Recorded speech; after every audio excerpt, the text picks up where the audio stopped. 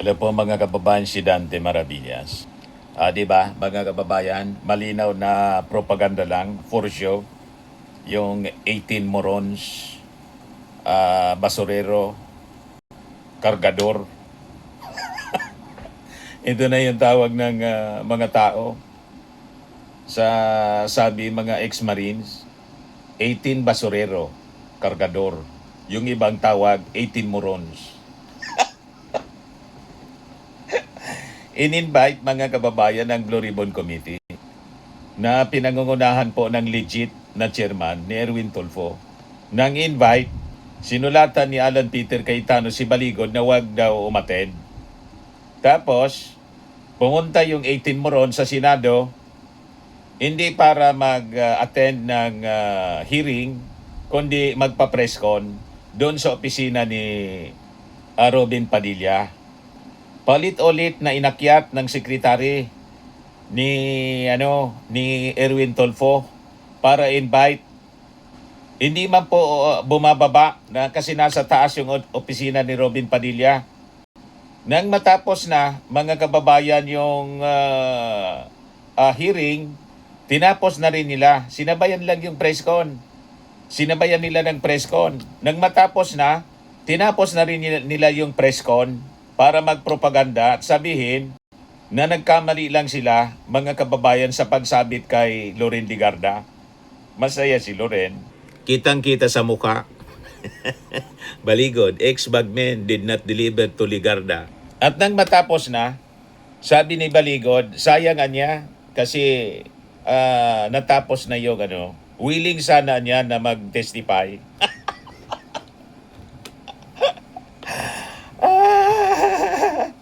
O di ba, harap-harapan na panluloko?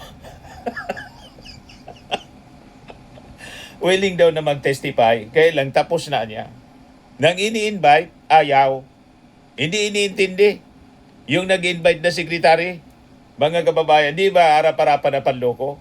Optics. Kaya sabi ni Sherwin Gatchalian, ito, interview kay Sherwin Gatchalian.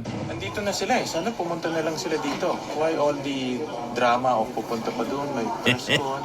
Nandito na sila. This is the best venue to tell the truth. Na nagpa-press con. Sabi ko nga, kung ang puso mo, malinis ang konsensya na magsabi ng totoo, pumunta ka dito. Kahit na i-contempt ka, kahit na duru-duruin ka, magsabi ka lang ng totoo. Nandito na kasi sa building eh. 5th floor, 2nd floor to, konting hakbang nila. Nandito na sila. So, why all the trouble of may press con and everything? This is the best press con. Nandito kayo lahat eh. Di ba? Malinaw na puro drama. Optics nila, propaganda. Para hindi masabi na hindi sila willing na magsalita. O ngayon, hinamon pa si Erwin Tulfo na mag-inhibit daw. Kasi sangkot ka niya dito. Sabi ni Erwin, mag-inhibitan niya ako basta pumunta sila. Sabi ni Erwin, handa na mag-inhibitan niya ako sa pagdinig ng Blue Ribbon Committee hinggil sa flood control issue. Ito'y matapos na hilingin ng 18 dating bodyguards ni Saldico ang kanyang pag-inhibit bilang kondisyon sa kanilang pagdalo. Sakaling matuloy, si Senator Kiko Pangilinan anyang hahawak at magpipreside sa naturang hearing. Aber daw, ang daming paligoy-ligoy, rason. Pumunta daw sila doon kasi in-invite ni Robin Padilla. In-invite sila, mga kababayan, officially. Pinadala ng sulat ng Blue Ribbon Committee. Hinarang ni Alan Peter Cayetano. Pagkatapos, pupunta rin pala. Pero hindi pumunta sa Blue Ribbon hearing, kundi pumunta para magpa-press con sa opisina ni Robin Padilla. O di ba, harap-harapan na panloko? Kasi nga po, ayaw matanong. Kasi pag ginisa sila, mga kababayan, mabubuking yung mga kasinungalingan nila. Malinaw. Ito. Pakita nila sa media para mapanood sila ng tao sa social media na pumunta sila, matapang sila, pumunta sila dito. Panloko. Pumunta dahil bisita sila ni Senator Robin. Hindi naman pwedeng harangin yun. I mean, So, pero yung invitation namin, hindi sila pumunta dito, ayaw nila bumaba. So, pinapakita sa tao na matapang sila, pumunta sila dito, ay yan, walang pipigil sila. Hindi ka lang pipigilan dahil bawal mapigilan. Tapos yung mga propaganda na mga trolls nila mga kababayan, in-invite niya sa Senado pagkatapos hindi man pinapapasok sa Blue Ribbon na committee hearing. Anong hindi pinapapasok? Na paulit-ulit na pinasundo, iniimbita doon sa taas na pumunta pababa. Hindi man iniintindi, tuloy-tuloy lang yung press con. Pagkatapos ng press con, tinapos din nila, pagkatapos ng hearing ng Blue Ribbon, tinapos din nila yung press con. Sinasabayan yung committee hearing, sinasabayan ng propaganda. Pa-interview live sa media.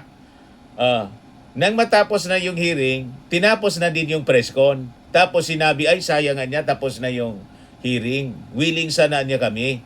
Pagkakataon na magsalita doon. What? Loko talaga po. Harap-harapan panloko po. Pwede kasi ito Budol. This is just a meeting. It's not a hearing. So, kailangan muna namin Yung rason, baka daw i-contempt. Sabi ni Erwin Tulfo, hindi man niya sila i-contempt kasi hindi man niya ito yung hearing na plano nila. Consultation muna niya, sabi ni Erwin Tulfo. Siguro ako, tingin ko, strategy ni Erwin na consultation para hindi nga matakot na baka i-contempt. Pero pag pumunta doon, i-convert na nila sa official hearing. So trap sana mga kababayan yon. O hindi nagpa-trap yung mga morons. Siguro may nagtitimbre din. Trap yan. Pag pumasok kayo doon, i-establish nilang official hearing na yon, hindi na consultation, then may contempt power na. So ayaw nila mag-contempt kasi ayaw nilang magsalita ng totoo. Yan ang totoo niyan. Kasi kung totoo yung sinasabi nila, hindi sila matatakot sa contempt. isang committee, ang Blue Ribbon Committee. Alam naman natin ang process, di ba? Kailangan dalhin sa floor, magbubutuhan doon, mag-check, at magsasubmit yung minority ng grupo nila to represent them here. So, we cannot call this a hearing because matutulad din kami sa kanila last time na nag-hearing sila pero magiging sham hearing po. Kaya meeting, we call it a meeting. And we cannot compel anybody to attend because it's just a meeting. It's not a hearing proper yet. But are you frustrated? Kasi andito na sila, sir. They could have gone here. Bababa na daw sana sila. Panluloko po. Anong press ko nila No. sa taas, sir? We sent our Senate Secretariat and asked Senator Robin, his staff, sabi sandali lang, 1 hour po pinag-antay. Sana nagsabi sila, mag-attend kami, pupunta kami. Talagang inaabangan din nila na ano nga gawin namin, uubusin namin ng oras, kaantay sa kanila. Paano kung natapos sila ng 12 o'clock, 1 o'clock, 2 o'clock, we'll wait for them? Hindi naman po pwede. Number 2, kanina nga, iniisip namin, nag-uusap Nang tapusin yung hearing, tinapos din yung press con, sinasabayan lang para sa propaganda nila, mga kababayan, na willing sila.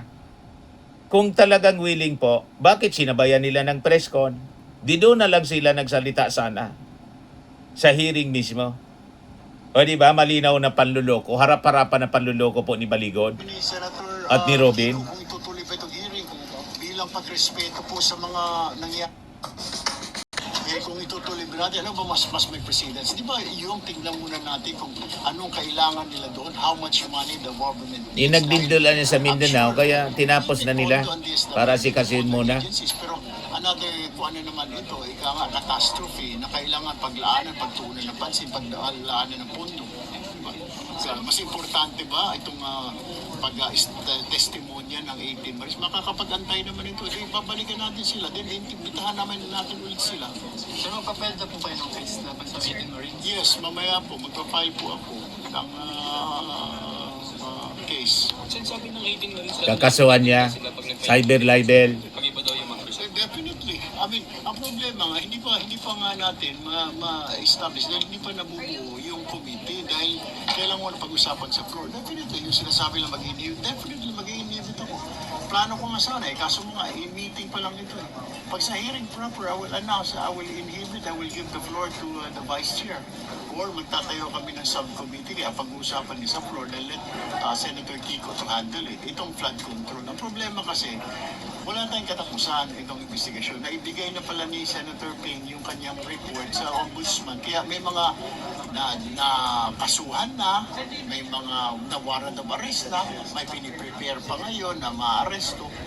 Because of the result of the Blue Ribbon hearing natin previously under Senator Ping. Ang problema nun, redundant na lang. Babanggitin na naman si ganito, si ganito. Will you still invite them pag nag-hearing proper na itong 18 body Of course. I mean, gusto nga natin marinig, di ba? Gusto sila i-confront. And that's one of the reasons kaya ayaw sumunod ayaw pumunta itong mga congressman kasi wala silang makumpronta eh. They want to confront. They told me, sila JCA, sila Congressman Albert, pupunta kami dyan pag inaandyan sila. Sabi ko, Harap-harapan na panloko ni Baligod, mga kababayan, at ni Robin Padilla. Ito, nang matapos yung committee hearing, tinapos din nila yung press con. Pupuntahan ko si Senator Soto. Pupuntahan daw niya. Saan yung pupuntahan, sir? Pupuntahan doon. Panloko. Makikipag-dialogue lang, sir. Sir, are you disappointed na natapos na yung hearing? Hindi na kayo nakapunta? Hindi, consultative hearing na lang daw yun eh. Sinabihan ako. Pero nanghihingayin ba kayo, sir? Oo, sayang yung opportunity. Sayang daw yung opportunity. Nag-delay kami sa entrance din kasi. Pero you are willing to Di ba? answer any question, di ba? Yes, ma'am. Kung talagang willing sila na magsalita, inuna nila yung hearing. Tapos na lang sila nagpa-press con after the hearing. Sinabayan talaga nila. So malinaw mga kababayan, ang target nila magpropaganda. At sabihin na willing sila, kaya lang may press con muna. Importante yung press con kaysa sa hearing. Di ba? So dapat, kung talagang magsasabi sila ng totoo, yung invitation, hindi dapat hinarang mga kababayan ni Alan Peter Cayetano. Hindi sinulatan si Baligod. Pangalawa, pumunta din naman pala kasi in-invite daw ni Robin Padilla. Ano pang rason na hindi pupunta doon na may official invitation sa mga 18 morons, yung committee ni Erwin Tulfo. Pagkatapos pumunta doon, pumunta sa opisina ni Robin, nagpa-press con para sabayan yung hearing. Di ba? Arap-arapan mga kababayan na panluloko. Dapat daw individual na mga... Pagkatapos, nung matapos, nasasabi na, sayang. Puro ito panluloko mga kababayan. Huwag tayong naniniwala. Propaganda nila para manira at malamang sa malamang may nagpupundo. affidavit ang dala ninyo, hindi po yung mga group or joint affidavit. Ano pong basis nun? Is there any basis in law or any rules na kailangan individual? Wala eh. Kaya dapat ito, si Baligod, hindi na po binibigyan ng atensyon ng mainstream media. Kaya namimihasa, baka kasi may pundo din. Kaya pinapatulan.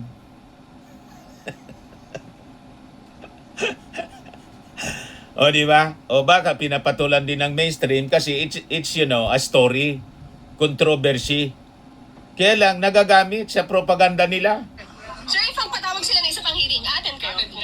Yes. Mag-yes na naman. Sir, yung 14 names, nabigay niyo na kay Sen Padilla? Maya-maya, pag-alis ko. Napakasinungaling. Yan. Sen Robin, kayo nanghihinayang na natapos na po yung hearing? Hindi na nakapunta sila attorney? Wala tayong magagawa. Wala tayong magagawa. Sayang pa. Wala daw magagawa, natapos na. Kung talagang gusto ninyo, ba't sinabayan mo ng press con? Sir, para sana na-present nila yung side nila. Attorney, nangihinayang ka daw ba? Nanluloko, attorney, nanginginayang ka ba? Paano yan, sir? Uuwi na yung hearing. Nanluloko po. Di ba, ganlang mo na. Eh, paano yung mga umuwi dapat ang probinsya? Yun nga, yung naglalamay ang nahawa. Arap-arapan na panlulokong ginagawa nila. Doon pa lang sa binawi yung pagkasangkot ni Loren kasi kaalyado nila. Tapos na po. Falsos in uno, falsos in omnibus. Sabi natin kanina, checkmate na sila. Mga DDS na lang mga kababayan maniniwala sa kanilang kwento. Kasi yung mga DDS po, puro man sinungaling. Tama po? Kaya malinaw po, distraction itong ginagawa nila. Tama itong isang commentary na binigay sa atin ng isang anonymous na observer mga kababayan. Hindi ko na lang i-mention. Nagpadala siya ng contribution based sa kanyang observation. Sabi niya rito, ang tinaguriang anya na 18 Maleta Boys ay mga bayarang marites na walang ebidensya at credibility based sa kanya pong sa tingin niya sa takbo ng mga kaganapan ngayon.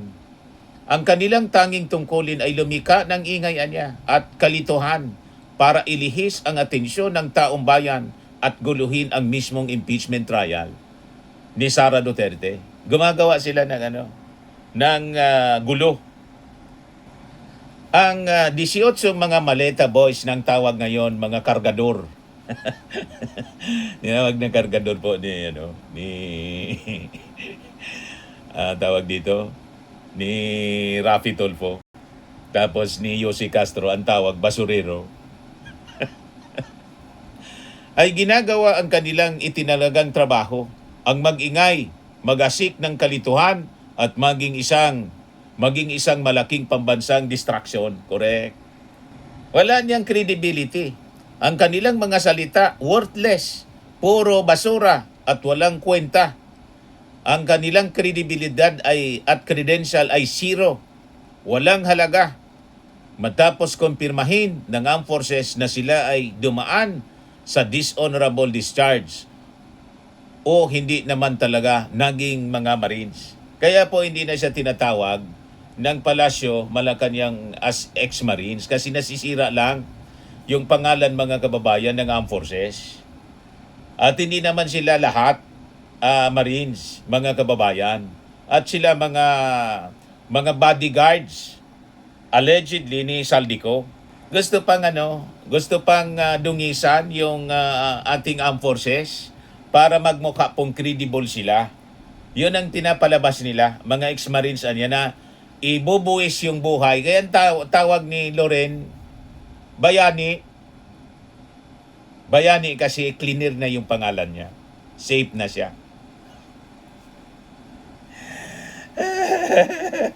O diba?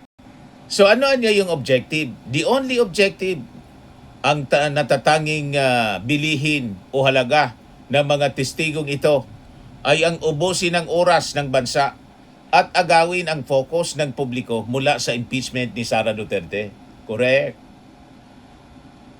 So ipinapaliwanag dito kung paano ang mismong mga nangunguna sa impeachment trial laban sa Vice Presidente Sara Duterte ay idinawit ng mga tinaguriang 18 Marines sa pagdinig ng kampo ni Senate President Alan Peter Cayetano. Dinungisan yung pangalan ng mga House prosecutors po. Dinawit lahat. Sasabi niya rito, sa controversial anya at questionabling pagdinig ng Senate Blue Ribbon Committee na pinangunahan ng paksyon ni Cayetano, direktang idinawit ng mga testigo ang mga pangalan ng mga opisyal na bumubuo sa House Prosecution Team na maglilitis kay Sara Duterte sa Senado. Si Representative Jinky Luistro, yung lead impeachment prosecutor, idinawit sa aligasyon ng pagtatanggap ng kickback.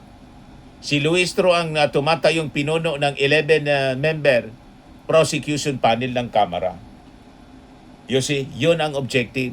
Sino pa? Si Laila de Lima, dinungisan mga kababayan na napaka-imposibleng tumanggap at walang rason na tumanggap mga kababayan at bigyan kasi nakakulong pa siya, hindi pa siya kongresista. Ba't naman siya bibigyan ng maleta? O di ba? Party siya ngayon ng prosecution panel kasi.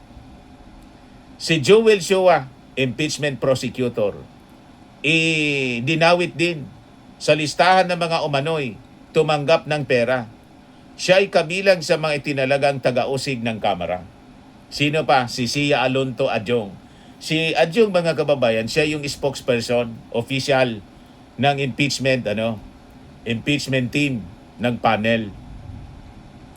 So, sa kabila ng mabibigat na paratang, sabi niya, na nagdala sila ng mga maleta ng cash, walang iniharap na kahit isang pirasong solidong ebidensya, gaya ng resibo, CCTV footage, dokumento, na magpapatunay na ang mga partikular na prosecutors na ito ay aktual, na nabigyan, wala, kwento lang nila. Di ba, mga kababayan? So sabi niya dito, bakit ito ay isang Cayetano Marcoleta camp strategy? Pagsira sa credibility niya ng impeachment prosecutors, yon ang objective. Sa isang impeachment trial, ang Senado ay nagsisilbing hukuman kung saan ang mga kongresista nagtatayong taga-usig o prosecutors. Sa pamamagitan ng pagbansag kina Luistro, De Lima, Chua at saka kay Adjong at iba pang kongresista bilang korap o nagkinabang sa maleta, nilalayon ng kampo ni Cayetano na sirain ang kanilang moral na authority bago pa man magsimula ang paglilitis ni Sara. Tama, ganun din po ang aking pananaw. Kaya nagustuhan ko itong pinadala sa atin na commentary. Sakto. Mga kababayan, yung kanyang mga pananaw, yung kanyang theories, nakikita niya kung ano ang motibo. Framing nila ito.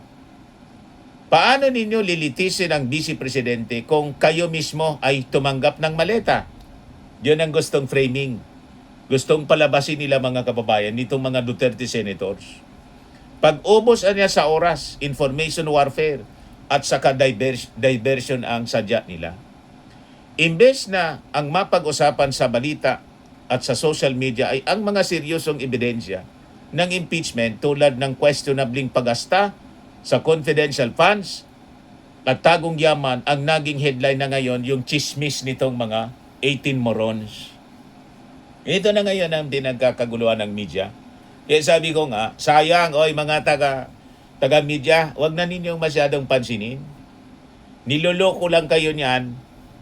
Tuwang-tuwa naman itong si Baligod, kasi si Baligod siguradong mayanap buhay.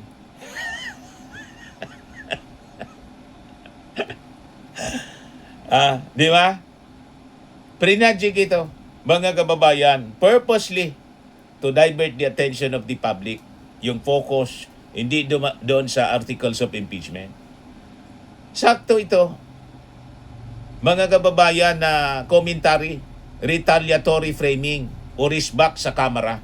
Gusto nilang risbakan, gantihan yung Kamara. Kaya ito yung kanilang ginagawa. Dahil ang Kamara ang nag-impeach kay Sara Duterte. Ang pagpasok sa 18 morons sa Senado ay nagsisilbing ganti sa mga kaalyado ni Duterte tulad ni Cayetano at Marcoleta. Nilalayo nitong ipakita niya na ang buong Kamara ay marumi. Kaya ang impeachment ay produkto lamang umano ng political na pamumulitika. That is the narrative, exactly the narrative ni Amy Marcos ng mga Duterte senators, mga kababayan. Kaya huwag kayong paguguyo. Pagtatapat ng inaccuracies para lumika ng usap-usapan. So ayon kay Joel Chua, representative ng Maynila, mga kababayan, binaluktot at binago ng mga affidavit ng mga testigo noong February 2026. Wala ang mga pangalan ng ilang prosecutors. Ngunit nang mabuo ang impeachment panel, biglang nadagdag ang kanilang mga pangalan sa kwento ng maleta. Pati nga tayo, pili tayong dinadrag dito sa isyu ng maleta na tayo daw nabayaran na rin ng maleta. Ibigay na ninyo. Huwag puro kwento. Kung totoo yan ang malita ninyo, i-deliver na ninyo. Willing kong tanggapin. Hindi man ako parte ng gobyerno. O di ibigay na ninyo yan. 100 million. Now na. Puro lang kayo kwento akusasyon.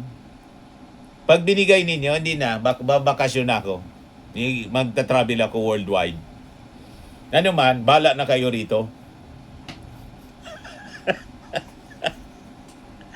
Basta, gawin ninyong totoo yung akusasyon ninyo na tumanggap ako ng maleta. Di ba? Puro lang kayo character assassination. So tama ito mga kababayan na ipinadala sa ating commentary in analysis. Ang political dito ay simple, sabi niya. Hindi kailangang maging totoo ang kwento, basta't pumasok ang duda sa isip ng publiko. Trial by publicity po ang ginagawa nito. Nakita ninyo? Paulit-ulit na inakyat ng sekretariat ng Blue Ribbon para imbitahin. Kasi nandun na sa opisina ni Robin, pumunta, hindi. Nung matapos na, nagtapos na rin ang press con. At sinabing willing sila. Willing. Mga bodol kayo. Kung willing kayo, inuna ninyo yung hearing. Hindi kayo willing. Gusto lang ninyo ipakita na willing kayo pero unwilling. Kasi kung willing, nandun kayo. Sinabayan ninyo. Another distraction yon para ma-divide yung atensyon ng tao. Habang nag-hearing si Erwin Tulfo, kayo nagpe-press con. So, divided yung attention ng mga tao. Malinaw na distraction.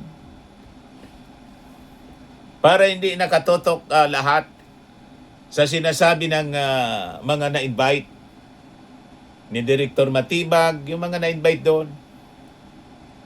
O, di ba? We were not born yesterday para maniwala sa kwento ninyo. Sa tanda na natin ito, sa tagal na natin sa media, maloko pa ninyo.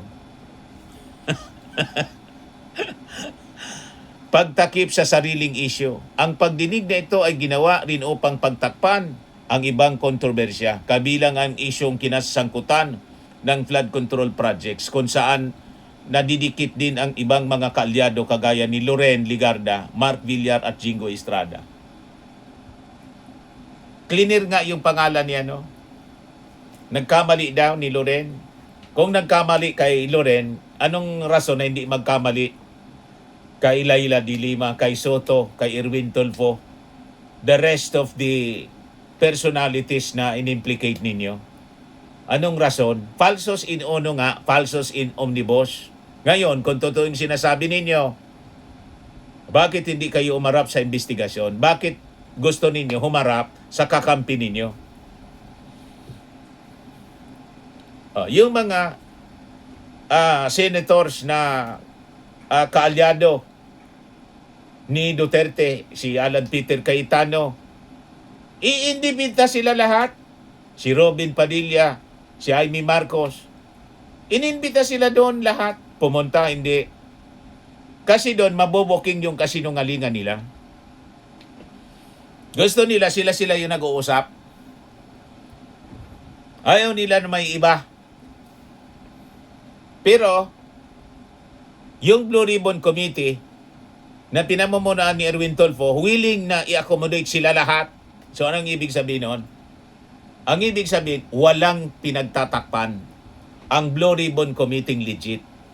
Pero yung bogus po, propaganda na malinaw. Gets na ninyo?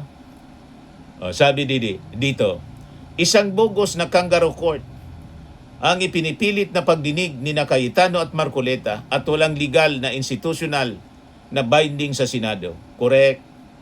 Ito ay isang illegal na subcommittee hearing na walang basbas ng opisyal na sekretariat at majority sa Senado. Sila man lang nag-usap-usap. Ang paggamit sa institusyon niya ng Senado para sa personal na interes ng Paksyong Duterte ay isang tahasang pambababoy sa rules of the Senate. Correct. Binaboy nila, mga kababayan, yung Senado natin. Sa elementary law, may ganito anya na sinasabi, he who alleges must prove. I-prove ninyo kasi kayo ang nag-aakusa. Sa batas, ang simpleng pagturo at pagbanggit ng pangalan ay hindi ebidensya kundi isang malisyosong chismis. Correct? Ang pagdawit sa mga prosecutors na walang kalakip na physical documents, bank trails, o kahit CCTV man lang, ay isang malinaw na paglabag sa due process. Correct? Labag sa batas at moralidad na gawing plataporma ang Senado para sa trial by publicity at character assassination. Yun ang ginagawa po ng mga Duterte senators. Yun ang nakakalungkot. Ginagamit nila ang Senado. Ang feeling nila talaga, silang may-ari ng gobyerno, mga government facilities.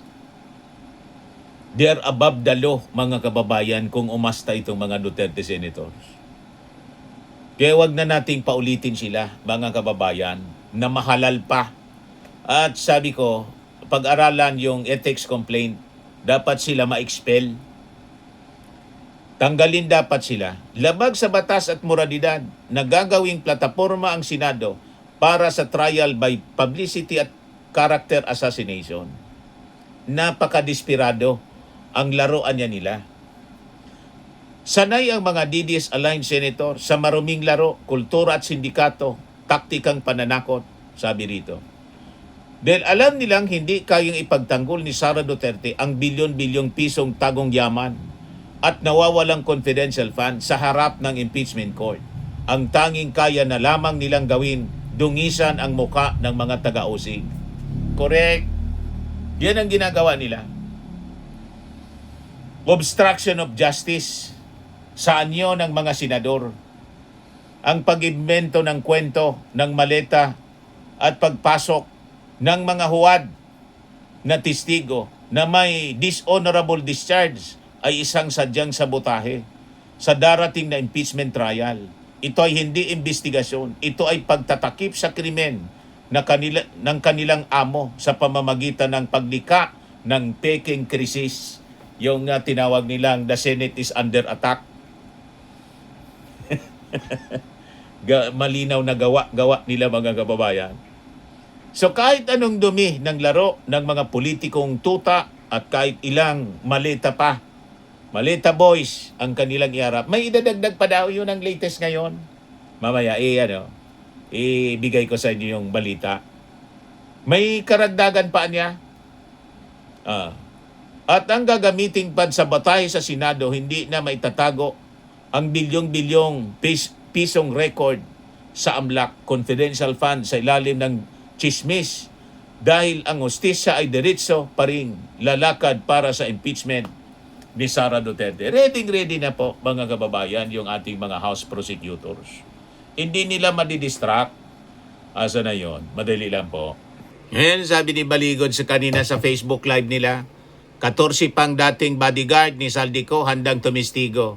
Sabi ni Baligod. Ito yung ginawa nila. Imbes mag-attend doon, nag-Facebook Live. Yan o. 18 bagmen, nag-Facebook Live sa opisina ni Senator Robin Padilla. Tama si Ping Lacson.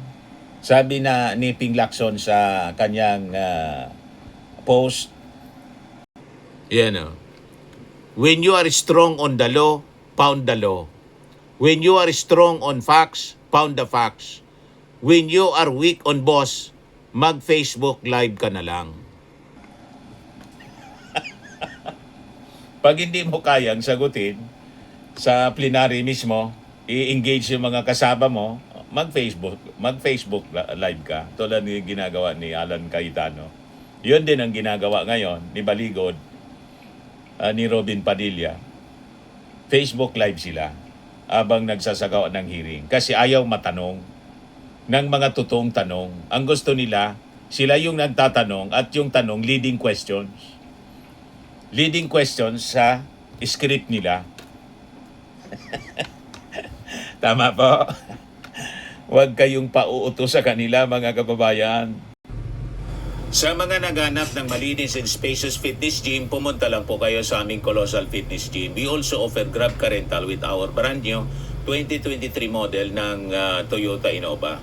We also accept booking for those who are planning to travel via PAL, Cebu Pacific, and other airline companies, local and international, and bills payment for Meralco Bills, PLDT, Aleco Bills, etc.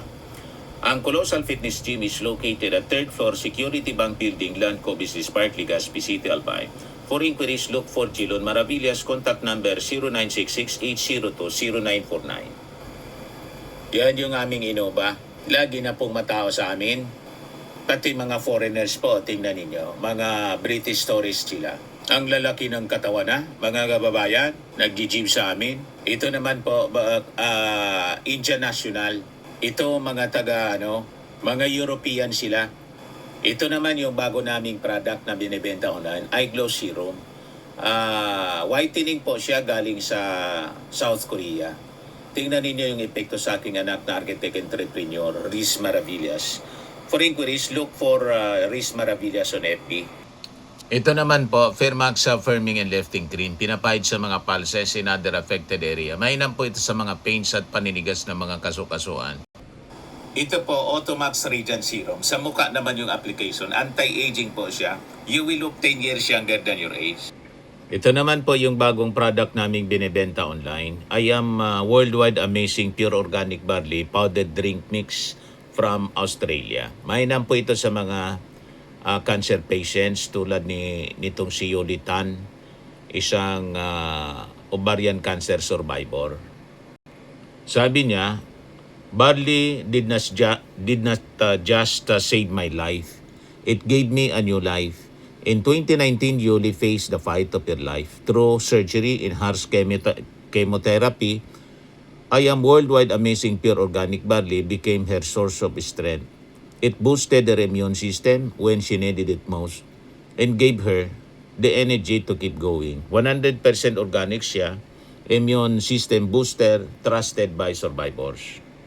For inquiries and orders, dumiretso na lang kayo sa aking anak na architect entrepreneur, Riz Maravillas. Sa mga mahilig naman po sa mga imported bags and wallets, dumiretso na lang kayo kay Ma'am Eileen Rosales, Eileen Closet, nakabase siya po sa Amerika. Yan yung kanyang live selling. Every Sunday, 7 o'clock in the evening, Philippine time. Pwede kayo na mag-order sa kanya directly.